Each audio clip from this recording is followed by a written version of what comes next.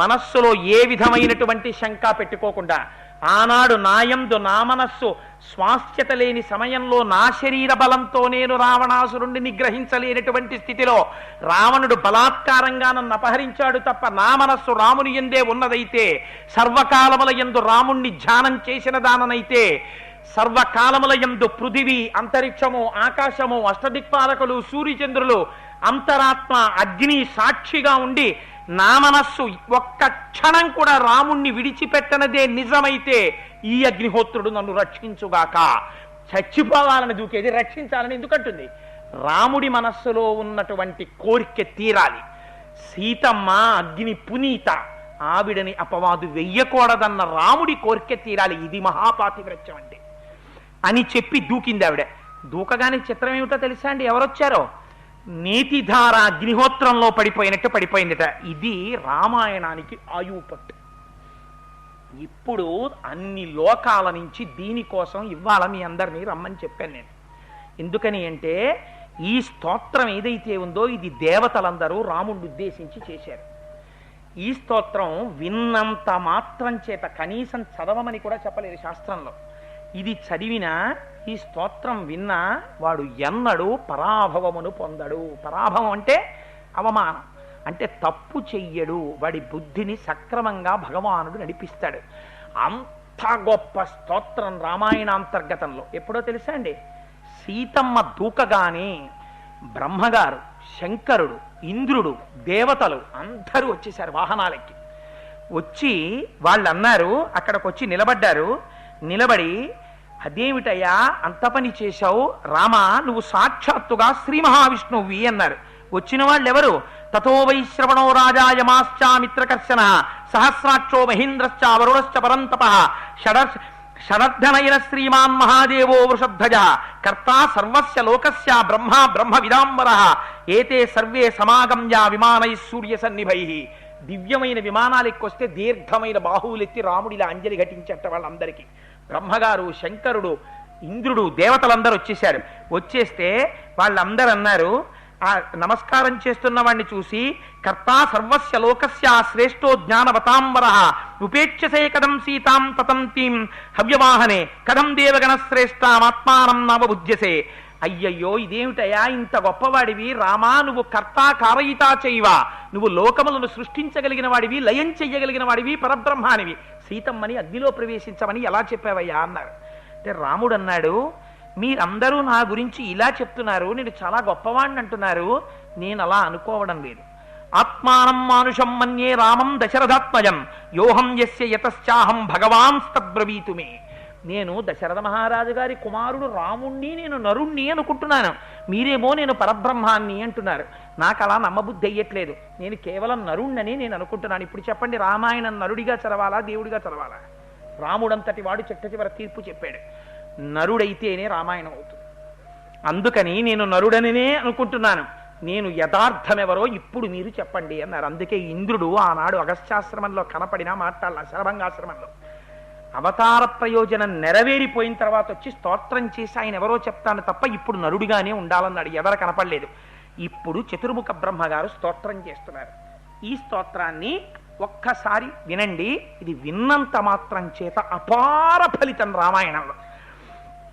భవన్నారాయణో దేవ శ్రీమాన్ చక్రాయుతో విభో ఏకశృంగో వరాహస్త్వం భూత భవ్యస్స పత్నజిత్ అక్షరం బ్రహ్మ సత్యం చ మధ్యే చాంతే చ రాఘవ లోకానాం తం పరో ధర్మో విశ్వక్సేనశ్చతుర్భుజః శార్గం ధన్వా హృషీకేశః పురుషః పురుషోత్తమః అజిత ఖడ్గదృగ్విష్ణుః కృష్ణశ్చైవ బృహద్బలః సేనానీర్గ్రామణీశ్చత్వం బుద్ధిः సత్వం క్షమాదమః ప్రభవశ్చాప్యయశ్చత్వ ఉపేంద్రో మధుసూదనః ఇంద్రకర్మా మహేంద్రస్త్వం పద్మనాభోరణాంతకృత్ శరణ్యం శరణ్యం శరణం చత్వ ముహుర్దివ్యామహర్షయః సహస్రశృంగో వేదాత్మా శతజిహ్వో మహర్షభః త్వం త్రయాణాం హి లోకాన ఆదికర్తా స్వయం ప్రభుః సిద్ధానామపి సాధ్యాన ఆశ్రయశ్చాసి పూర్వజః త్వం యజ్ఞస్త్వం వషట్కారస్త్వం ఓంకార పరం తపః ప్రభవం నిధనం వాతే నవిధక్కో భవావితి దృశ్యసే సర్వభూతేషు బ్రాహ్మణేషు చ గోషు చ దిక్షు సర్వాషు గగనే పర్వతేషు వనేషు చ సహస్రచరణ శ్రీమాన్ శతశీర్ష సహస్రదృక్ త్వాం ధారయసి భూతాని వసుధాంచ సపర్వతాం అంతే పృథివ్యా సలిలే దృశ్యసే త్వం మహోరగః త్రీన్ లోకాన్ ధారయన్ రామ దేవగంధర్వదానవాన్ అహం తే హృదయన్ రామ జిహ్వా దేవీ సరస్వతి దేవాగాత్రేషు రోమాణి నిర్మితా బ్రహ్మణ ప్రభో నిమిషస్తే భవేదాత్రి రున్మేస్తే భవేద్దివా సంస్కారాస్తే భవన్ వేద నదదస్తి త్వయా వినా జగత్సర్వం శరీరం తే స్థైర్యం తే వసుధాతలం అగ్నికోప ప్రసాదస్తే సోమశ్రీవత్సలక్షణ తయా లోకాస్త్రయ క్రాంత పురాణే విక్రమైస్త్రిభిః మహేంద్రశ్చ వృతో రాజా బలిం బద్ధ్వా మహాసురం సీతాలక్ష్మీర్భవాన్ విష్ణుః దేవకృష్ణ ప్రజాపతిః పదార్థం రావణస్యేహ ప్రవిష్ణో మానుషీం తనుం తదిదం న కృతం కార్యం తయా ధర్మభృతాం వరః నిహతో రావణో రామ ప్రహృష్టో దివమక్రమ అమోఘం బలవీర్యం తే అమోఘస్తే పరాక్రమః అమోఘం దర్శనం రామం న చ మోఘస్త్వస్వం సంస్తవ అమోఘస్తే భవిష్యంతి భక్తిమంతశ్చ ఏ నరాః ఏ త్వాం దేవం ధ్రువం భక్తాః పురాణం పురుషోత్తమం ప్రాప్నువంతి సదా కామ ఇహ లోకే పరత్ర చ ఇమమార్షస్తవం నిత్యం ఇతిహాసం పురాతనం ఏ నరాః కీర్తయిష్యంతి నాస్తి తేషాం పరాభవః. వాల్మీకి మహర్షి ఎక్కడా పలస్తుడి చెప్పరు. అలాంటి వారు ఇవాళ సమస్త దేవతలతో చతుర్ముఖ బ్రహ్మగారితో రాముణ్ణి స్తవం చేయించారు. ఇది ప్రాణం రామాయణానికి. ఇది రామచంద్రమూర్తి యొక్క అవతారాన్ని బయటపెట్టింది. ఇప్పుడు రావణ సంహారం అయిపోయాక నువ్వయ్యా సృష్టికి ముందున్నవాడివి నువ్వు, స్థితికారుడవు నువ్వు, లయకారుడివి నువ్వు, కృష్ణుడివి నువ్వు, ఉత్సాహమూర్తివి నువ్వు, భూమిని ఉద్ధరించినటువంటి వాడివి నువ్వు, ఆరోగ్యం నువ్వు, సమస్తం నువ్వు, నిలబెట్టిన వాడివి నువ్వు. ఇంకా ఒకటేమిటి, రాత్రి నువ్వు, కోపం నువ్వు, దేవతలు నీ రోమకూపాల్లో ఉంటారు, సమస్తము నీయందుంది, అంచెమునందు ఉండిపోయేవాడివి నువ్వు, సృష్టి చేసేవాడివి నువ్వు, నాభికలంలోంచి బ్రహ్మగారిని సృష్టించేవాడివి నువ్వు, సృష్టి నువ్వు, స్థితి నువ్వు, లయ నువ్వు. నువ్వు కన్ను మూస్తే రాత్రి, కన్ను తెరిస్తే పగలు, నువ్వు తలుచుకుంటే లయం, నువ్వు సృష్టిస్తే సృష్టి, నువ్వు నిలబెడితే స్థితి. ఇంత స్తోత్రం చేసి రామా ఇది నీ స్వరూపం అన్నారు. అన్న తర్వాత అగ్నిహోత్రంలోంచి అగ్నిదేవుడు బంగారు సింహాసనం మీద పైకొచ్చాడు. తొడ మీద సీతమ్మ తల్లిని కూర్చోపెట్టుకున్నాడు. రామా ఎవరనుకుంటున్నావో తెలుసా? ఈ తల్లి, ఈ సాక్షి, ఈ తల్లి అక్లిష్టమాల్యాభరణాం తథా రూపాం మనస్వినీం దదౌ రామాయ వైదేహి అంకే కృత్వా విభావసు అబ్రవీచ్చ తదా రామం సాక్షీ లోకస్య పావకః ఏషా తే రామ వైదేహి పాపమాస్యాన విద్యతే నైవ వాచాన మనసా నానుధ్యానాన్న చక్షుషా సువృత్తావృత్త శౌండీర నత్వామతి చచారః రావణేనాపనీతైషా వీర్యోత్సిక్తేన రాక్షస తయా విరహితా దీన వివశా నిర్జనాత్వనాత్ రుద్ధాం చాంతఃపురే గుప్త తచ్చిత్తాత్ తత్పరాయణ రక్షితా రాక్షసీ సంఘైర్ వికృతైర్ఘోరదర్శనైః విశుద్ధ భావాం నిష్పాపాం ప్రతిగృహ్ణీశ్వరాఘవ నకించిదవిదాత్తవ్య మహామాజ్ఞాపయామితే. ఆ తొడ మీద కూర్చోపెట్టుకుని సీతమ్మ తల్లిని తండ్రి కుమార్తెని తీసుకొచ్చినట్టు తీసుకొచ్చి, ఈవిడ మహాపునీత, మహాప్రాజ్ఞురాలు, గొప్ప పుణ్యచారిత్రం ఉన్నది. ఈ తల్లి కంటితో దోషం చెయ్యలేదు. రావణుణ్ణి తనంత తానిలా కన్నెత్తి చూడలేదు. రాక్షస సంహారం జరిగిందంటే ఈవిడ పాతివ్రత్యం వల్లే జరిగింది. ఈ తల్లి మనస్సుతో పాపం చెయ్యలేదు, వాక్కు చేత పాపం చేయలేదు. సర్వకర్మ సాక్షిని, నేను అగ్నిహోత్రుణ్ణి. 98.4 డిగ్రీలు ఇక్కడ ఉంటే కదా వేడి ఉంటుంది.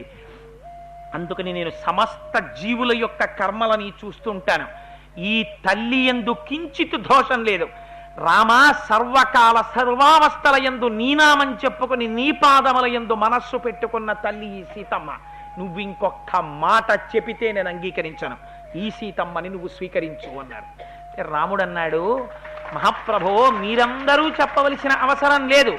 ఈ సీతమ్మ భూజాత, సర్వకాలముల యందు ఆయమ్మ మనస్సు నా దగ్గరున్నది అని నాకు తెలుసు.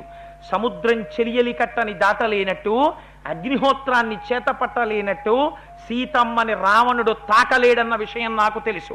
కానీ ఈ విషయం రేపటి రోజున లోకమంతటికీ తెలియాలి. చేతకాని వాడు రాముడని లోకం అనకూడదు. సీతమ్మ చారిత్రం ఏమిటో లోకమునకు చెప్పాలని భర్తగా నేను అనుకున్నాను.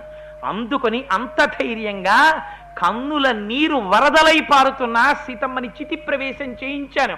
ఇన్ని తెలిసి కూడా సీతమ్మ తల్లిని మాటలంటే వాడు ఎన్ని కోట్ల జన్మలు పాపం అనుభవిస్తాడో చూడండి అని రాజారాముడిగా సింహాసనం మీద కూర్చునేవాడు భార్యని ఎంత జాగ్రత్తగా ఎంత ధర్మమూర్తి అయి ఉండాలో చూపించడానికి చెయ్యి పెట్టి ఇలా చూపించడానికి ఆస్కారం లేకుండా అగ్నిప్రవేశం చేయించి మళ్ళీ సీతమ్మ తల్లిని తన పక్కన కూర్చోపెట్టుకుంటే సీతారాములిద్దరూ మళ్ళీ ఇంతకాలానికి ఒకరి పక్కన ఒకరు చేరి పరమ సంతోషంగా ఆనందంగా ఆయమ్మ అయ్య భుజం మీద తల పెట్టుకుని పొంగిపోతుంటే అమ్మని భుజం మీద చెయ్యేసి రామచంద్రమూర్తి దగ్గరకి తీసుకుంటే కన్నుల నీరు పెట్టుకుని ఇంత పతివ్రతామ తల్లి సీతమ్మ, అంత ధర్మమూర్తి రామయ్య, ఈ సీతారాములు తల్లిదండ్రులుగా ఉన్న మనం కదరా బిడ్డలమంటే ఎంత అదృష్టం రా అని వానరులందరూ పొంగిపోతున్న ఘట్టం దగ్గర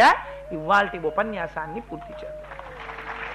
ఒక్క 11 మాటలు ఇవాళ మిమ్మల్ని కొంచెం ఎక్కువ కూర్చోబెట్టినంటున్నాను, కానీ మహత్తరమైన ఘట్టాలు నడుస్తాయి కాబట్టి కొంతసేపు కూర్చోబెట్టవలసి వచ్చింది. మిమ్మల్ని ఇబ్బంది పెట్టి ఉంటే వేరొకలా భావించకండి.